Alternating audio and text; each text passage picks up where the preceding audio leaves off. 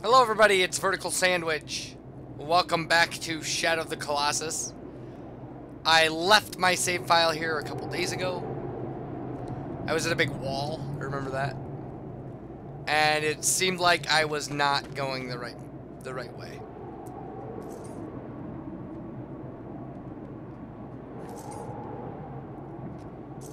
So while we're doing this nonsense, while we're looking for the next area that has a colossi in it, let's talk about some books I've read. I've been on a crazy sci-fi kick lately. Oh, this guy's like down below us, so maybe this gorge is actually the right way to go. I just read a 2006 science fiction book called The Three-Body Problem. Very good modern science fiction book. I would strongly suggest it if you're into kind of like hyper-realistic kind of sci-fi.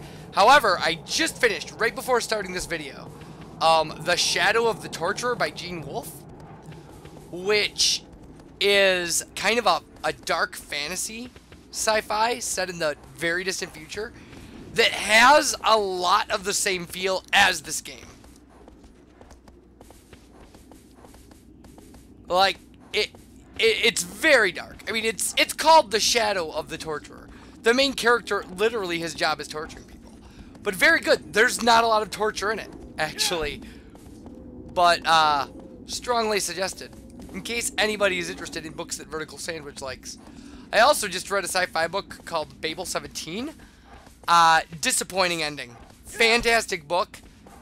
Really disappointing ending. My next book is called, it's sitting right here actually, I haven't even started it. It's called The Anything Box by Zena Henderson. Or Zena Henderson.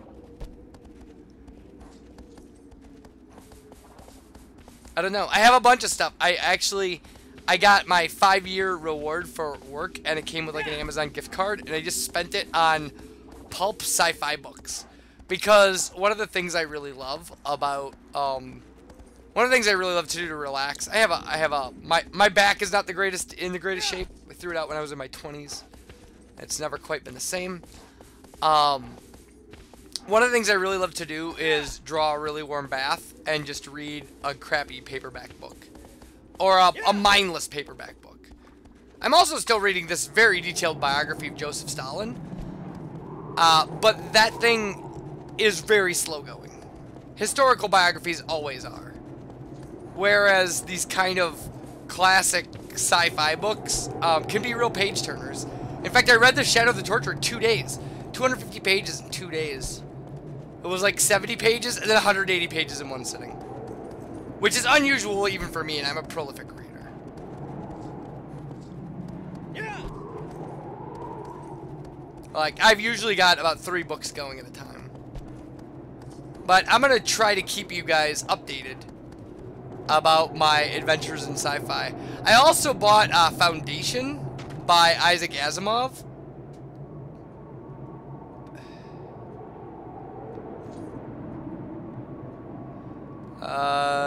We may have made a wrong turn. I bought Foundation by Isaac Asimov because I read The Gods Themselves by him recently. And The Gods Themselves was unbelievably good. It was so good. Yeah. So I thought I wanted to read something that wasn't quite, you know, iRobot or something. What I really need to get around to, though, is I've read a lot of Philip K. Dick. Which, any of you, if any of you are familiar, it's, a lot of his books have been adapted into, like, loosely adapted into movies and such. We are way on a trail that is taking us the wrong way. If you're familiar with anything of his from movies, it's probably Blade Runner, which was based on a story of his called Do Androids Dream of Electric Sheep? And, yeah, I would... I'm a big believer in that, my experience has almost always been that the book is better than the movie. And Do Androids Dream of Electric Sheep is one of the only instances that I can think of where I believe the book and the movies are masterpieces in and of themselves.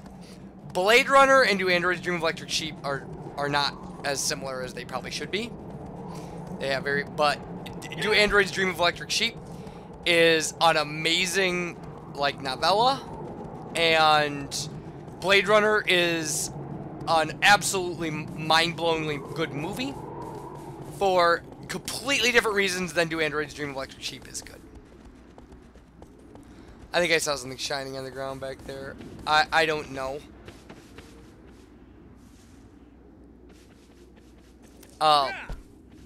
So yeah, and one of the few books I've ever found that I thought the movie was way better than the book, Fight Club. Fight Club is a horrible book. It's bland and garbagey, and whoever adapted that screenplay is a genius, because everything that's great about that movie isn't in the book.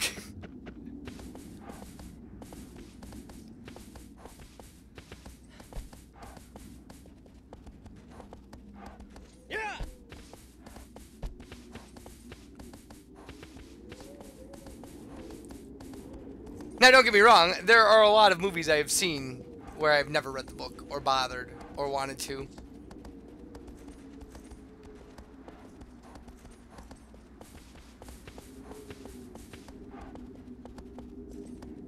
I cannot really tell at all if I'm going in the right direction. I think I might have just come back out at the hub world.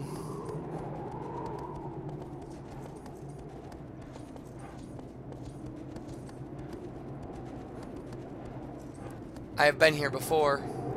Well, I hope we don't just get an entire video of me talking about books. I mean, not that would be the worst thing I've ever done. Oh yeah, we went the wrong way. We're gonna run up here. So, yeah, I would strongly suggest Shadow of the Torture if you like kind of bleak, dismal, dark sci-fi fantasy. I actually shouldn't say dismal. It's inventive and creative and kind of wonderfully descriptive and fun. I liked it a lot. However, it is the first book in a series, and it's obviously the first book in a series. So don't expect it to be something where you can just go like, I'm just going to read one, and it's clearly open-ended. I mean, it just tells you at the end, it's just like, this character started a journey, there's going to be more books. You can read them if you want. Like, man. Fair enough. Now, this looks like almost the same wall. Now, yeah, I don't know anything about the editing box. I have some other stuff too. I have some stuff by oh, I cannot remember his name. So I guess it doesn't really matter. All right, well, this is a thing.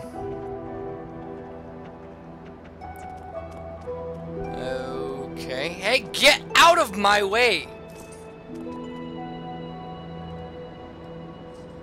Okay, well that is clearly a Colossus. Alright, and we clearly have a thing here, so let's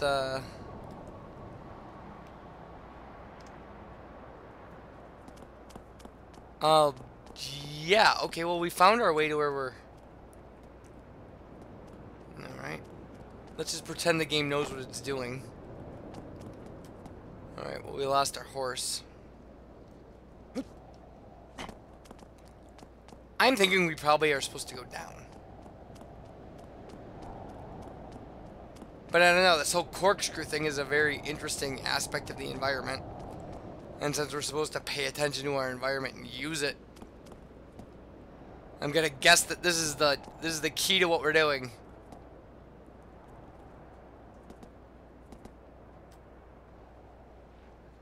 Or that is.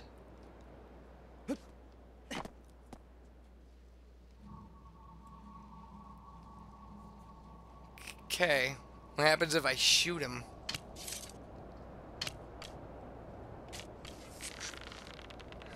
I just heard my entire audience yell, "Don't."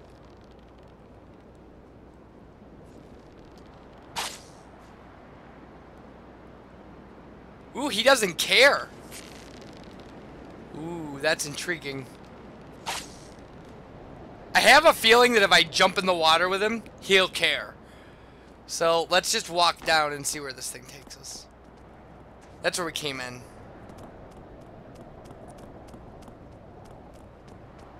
I am, at this point in the game, I am unwilling to engage these things in battle until I've explored my options. Oh, that's fun. Thank you for that, game. Because, like, I don't know if this guy can get out of the water.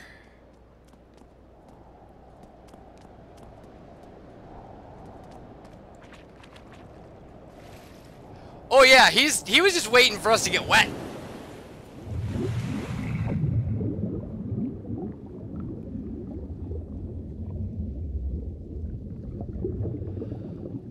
This is gonna be a thing. I don't like the lightning. Like...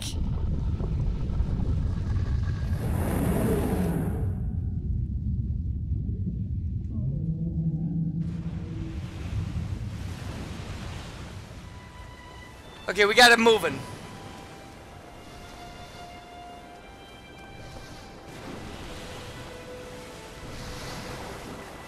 Alright, he swims under that thing. So we're gonna chance it.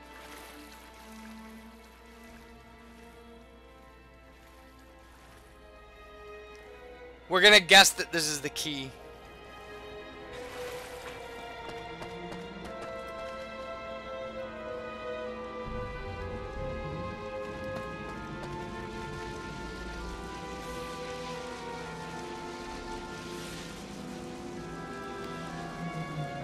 Is he underneath me right now?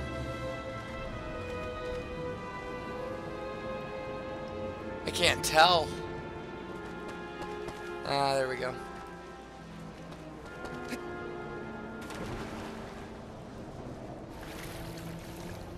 Oh, I'm... Uh-oh. Oh, I can't grab the edge of that. Well, that's fantastic. Good job, game. Okay, he's reasonably harmless. But I'm gonna have to dive to get a hold of this guy, huh? Where did he go? I think I see his... That is not his tail, that is a pillar.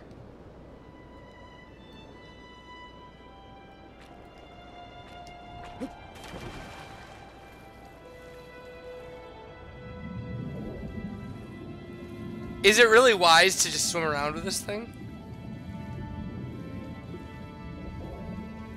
It seems like the answer should be not so much. Oh, I need this. I'm gonna swim. I need to swim with my sword.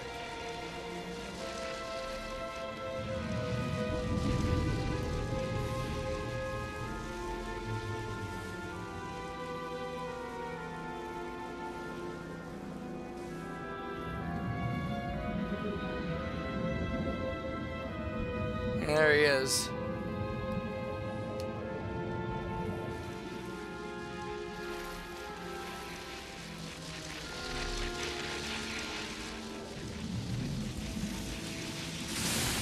Oh yeah, he can hit me with his electricity stuff. Oh, he'll actually come up.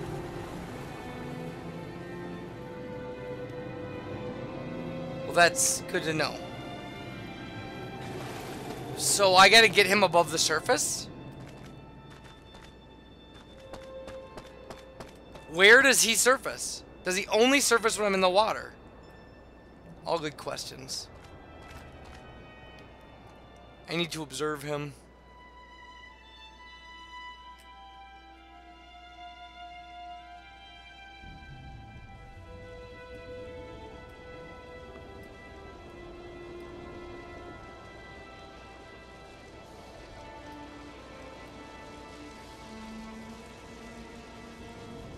I don't see him surface there. He's just kind of being a pain in the butt. Does he only surface when he comes to attack me?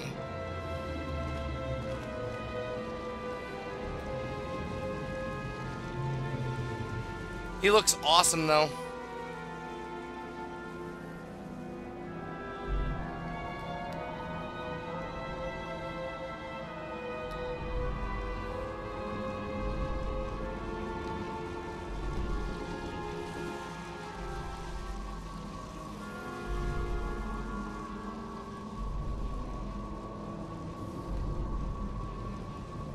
Clearly a spot on his head. Let's try our other weapon.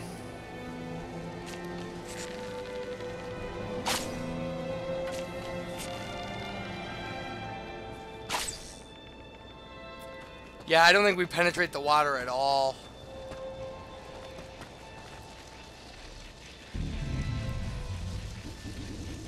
And I really don't... I mean, he seems very docile. He just really... We can't be on top of him. And my swimming dynamic... my understanding of the swimming dynamic in this game is limited. Maybe what we need to do is practice. Does he surface when I'm in the water? I should check that out, actually. Since he doesn't seem to... Oh, wait. Is he following us around?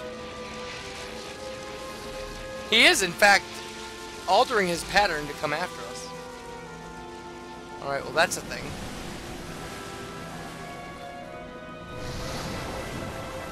So there he broke the surface. We were in the water, and he broke the surface. But I don't know what to say about that.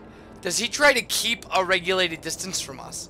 Because that's a question, right? Like, maybe if we're up higher, he'll try to come up higher and it results in him surfacing. I understand I have to grab onto his tail, but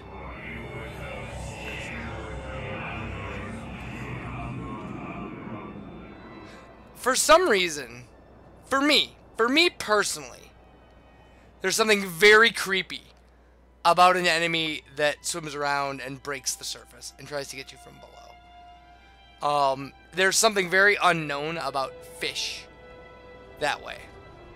So when we come back, more of this. Bye, everybody.